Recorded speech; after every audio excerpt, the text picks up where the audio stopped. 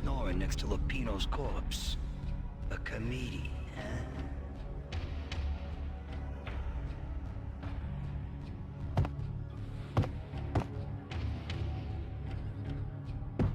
Michelle looked at me from the photo.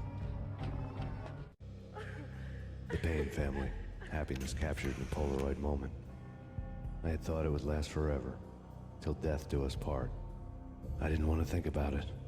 As long as I didn't, it could never happen. But I had broken my own rule. The thought had already slipped in. Fear was rusty needles poking at my brain. Cold and scaly, it slithered down my chest.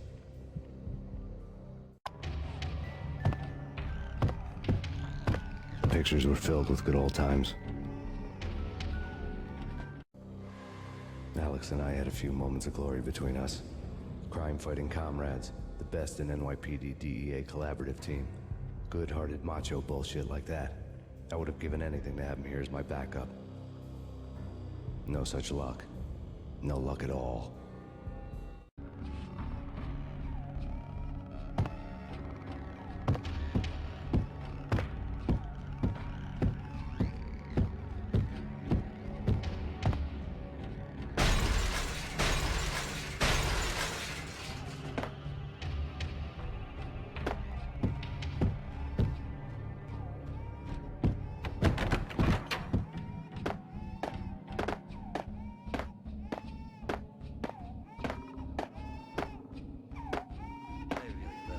Cuts.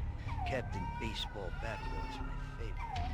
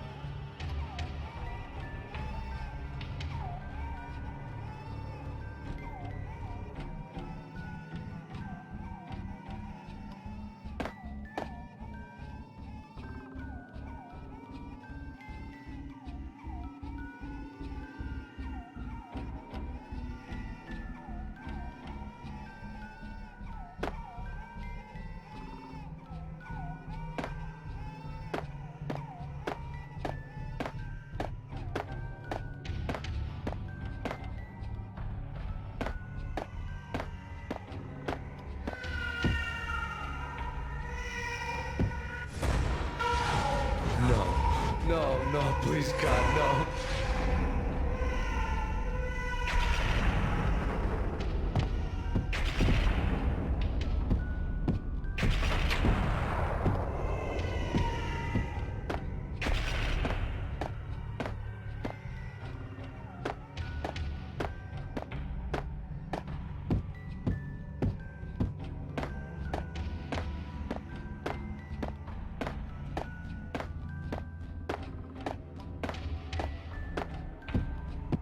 Slice 'em, shoot 'em full of holes, blow 'em to bits, vaporize 'em, disintegrate 'em.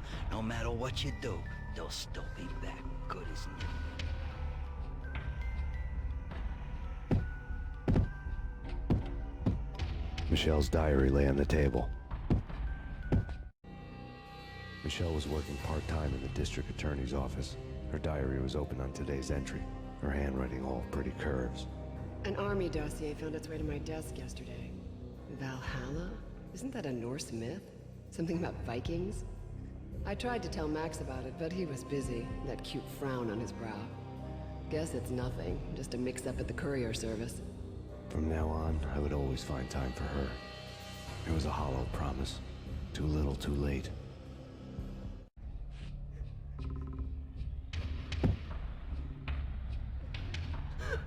Max! No! Please, Max! Why? I didn't mean to. I'm sorry.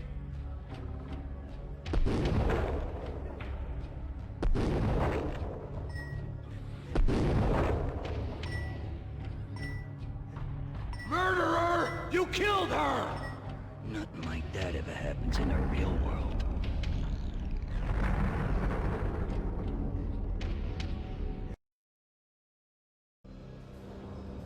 I woke up in a bad dream. My head felt 2 sizes too small for my brain. Max Payne. I envy your name. And the killer was smiling. Pleased to meet you. I'm Frankie the Bat Niagara. Niagara, as in you cry a lot? He had a baseball bat and I was tied to a chair. Pissing him off was the smart thing to do.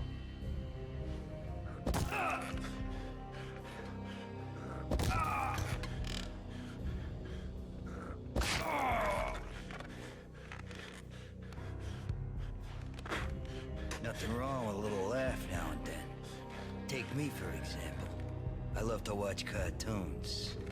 Cartoon violence is a fascinating thing. Let's take a break. I need to take a leak and maybe grab a cold one at the bar. Don't worry. I'll be back to finish this off. And then, it's checkout time. You play, you pay, you bastard. He swaggered out, and the door clanged shut behind him, locks clicking into place.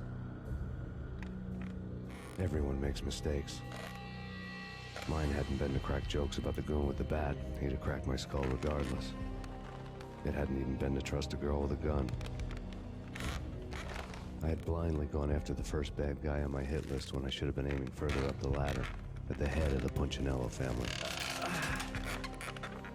I couldn't bring myself to be pissed at Mona. Guess I had a soft spot for a pretty face.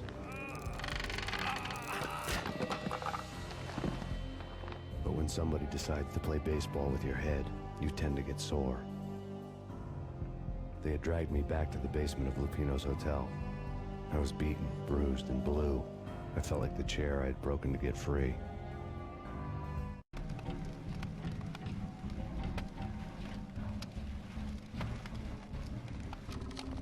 All I had was Niagara's bat, sticky with my own blood. Had was Niagara's bat, sticky with my own blood. Without a gun, I'd be no match for Frankie's men. I'd have to play hide and seek with them.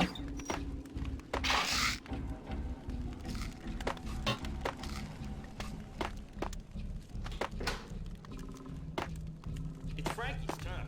He'll take care of it. I wouldn't really have to go at him. It's Frankie's turn. Yeah, I know that.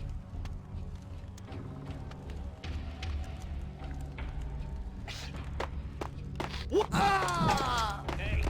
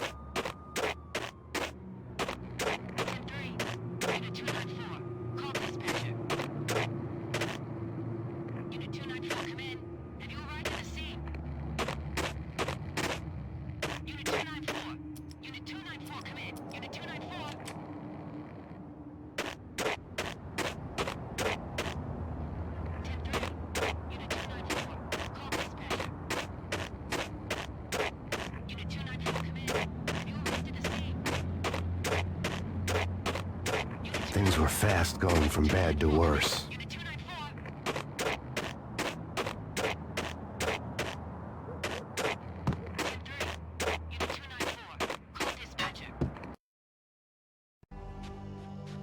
The men in blue had come and gone. They had decorated the place with chalk outlines and tied it together with yellow tape. The cops who had stayed behind were dead. Frankie, his boys, and I had the place all for ourselves. The NYPD has been out on massive Payne. Killer storm. Chief Jim Rivera take whatever steps necessary. Here stated that Balfour represents. The NYPD has been out on massive Payne. Just forget about it. Just forget about it. Hey, just forget about it. That crazy witch, you should have heard her. She was a real scream when the boys caught her trying to cap the Don. Oh, that's friggin' bad. To the trio? That's even worse than what Frankie's doing to that poor bastard downstairs. She's gonna take a long time to die. The mobster muscle on the phone was talking about Mona. Punchinello's trio were nothing but bad news. Take whatever steps necessary. There he is! More evidence that Punchinello didn't like me much. Out on massive Payne. Killer storm. Chief Jim Rivera take whatever steps necessary. Here stated that Balfour represents. The fact remains that all the victims so far identified in the Ragnarok shooting have been known criminals, many of whom had large doses of V in their blood. Reliable sources say that Max Payne was also among those killed, although no body has been recovered at this time. Reliable sources. That meant somebody thought the Mafia had me, didn't want the cops snooping around anymore. The body would be delivered to them barely recognizable. Case closed. Don Punchinello had the power to be that reliable source, which was no news. But his news was old news. Framing me hadn't been enough. Don Punchinello had put a hit on me. He wanted me dead, and it had been important enough for him to give written instructions to Frankie about it. Max Payne should die like a dog for the trouble he's caused. Frankie, I know I can trust you to give this matter the dedication it needs.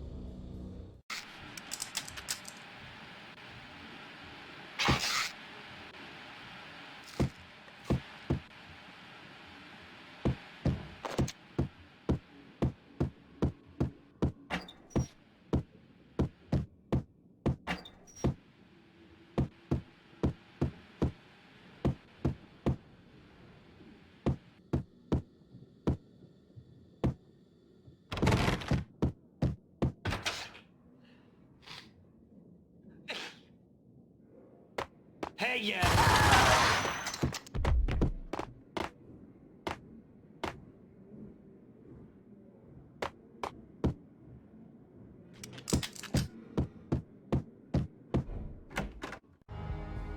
The hotel bar was fast developing quite a history. True to his words, Frankie was there, having a beer. Jesus Christ. How the hell did you get loose? Got bored waiting. Thought, what the hell, we could just as well finish this here. Fine by me. This works out just as well.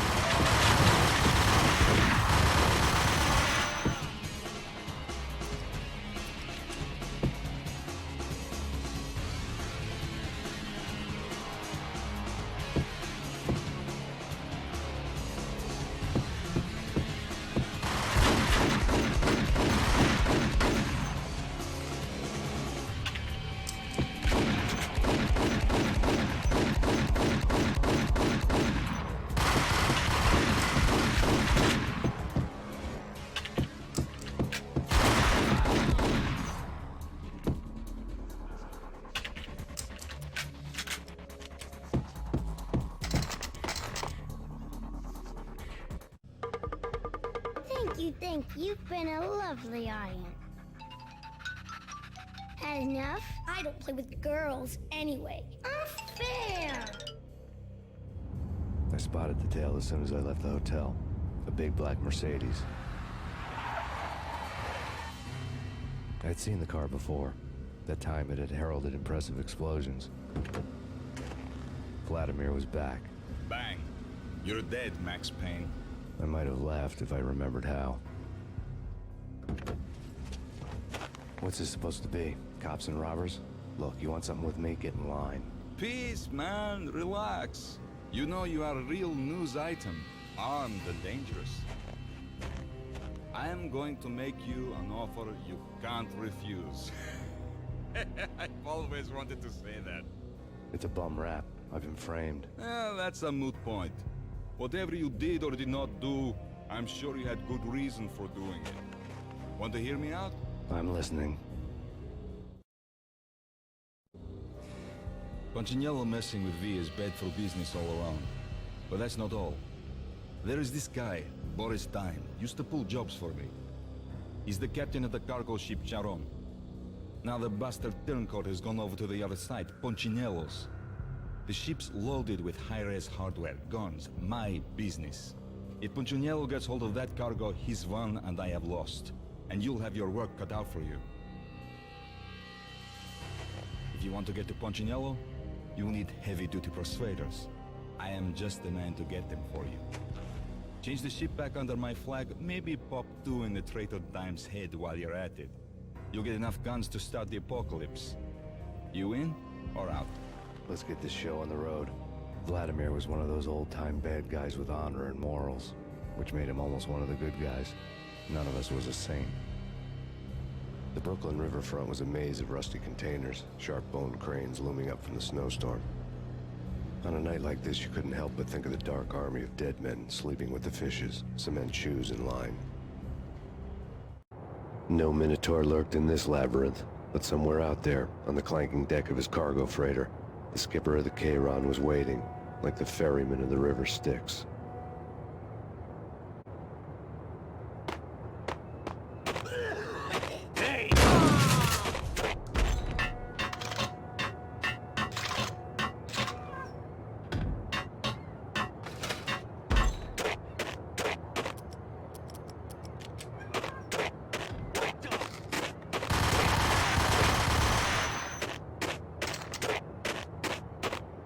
Both of them beaten to a pulp. Eyes swollen, nipples in the air, swaying on their feet, slipping on the blood.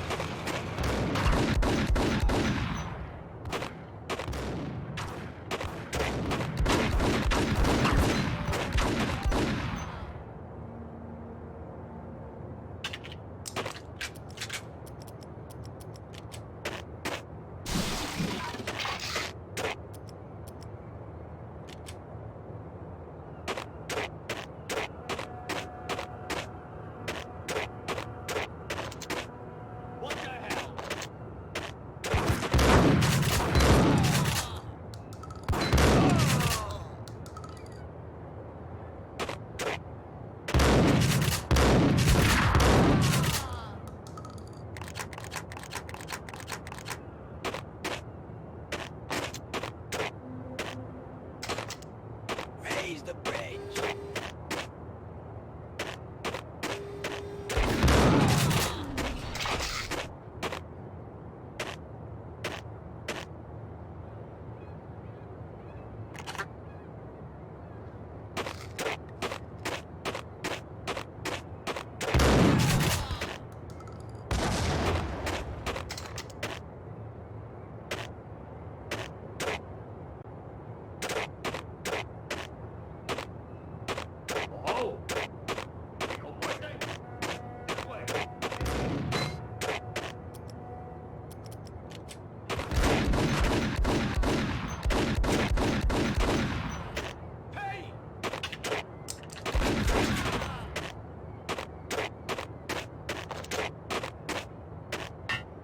doubted the letter with the receipt.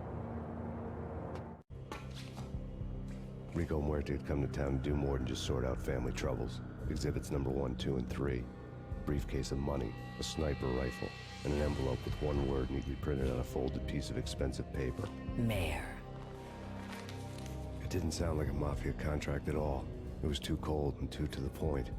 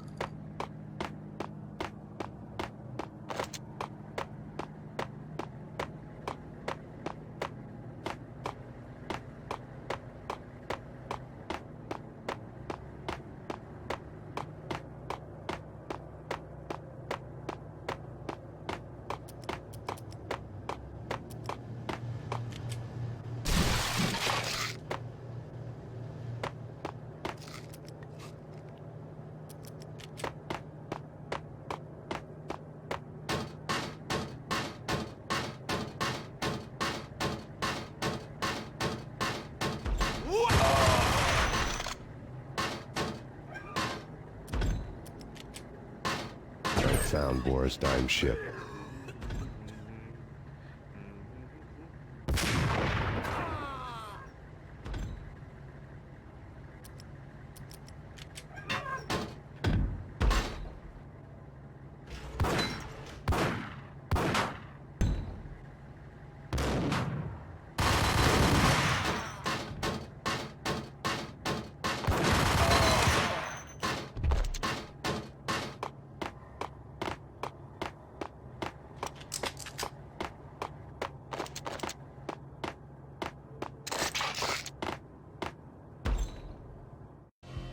Rust had crept over the sides of the cargo steamer a long time ago.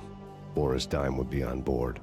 I'd have to smoke half of his crew to even get near the gangplank. Guns were probably being kept in the hold, buried amidst the rats and oily water.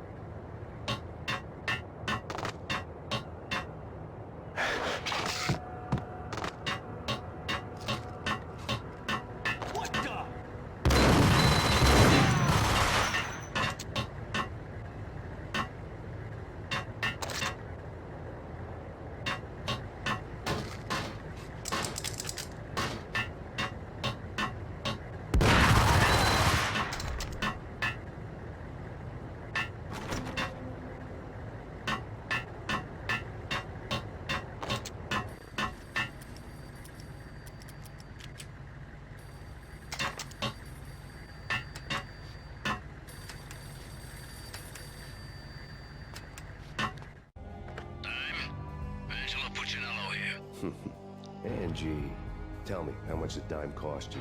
I bet it was more than his name. Max Payne, Right the first time. you're dead, punk. You sure you're not confusing me with Boris here? But you are right, of course. Pretty soon we should get together and have a talk. You son of a... Pissing Punchinello off was a dangerous game, but when people get mad, they make mistakes. I should know.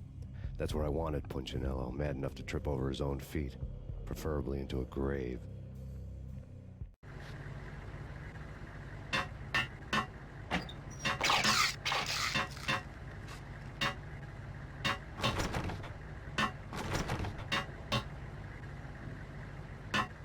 Dime! Dime!